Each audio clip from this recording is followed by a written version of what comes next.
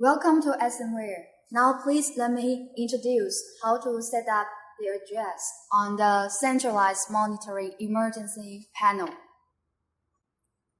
In the line sign-in page, select the number of the emergency lights that need to be searched.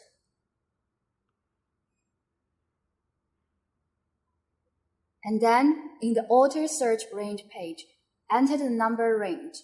The value on the right is larger than the value on the left, and the difference can be larger than 2,000.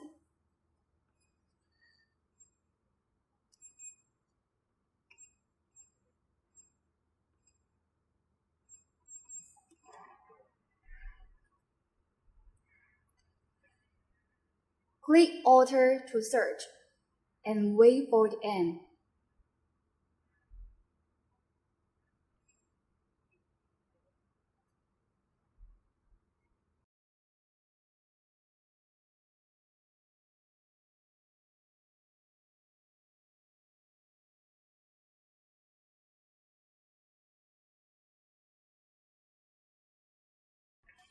Click Save after it is finished.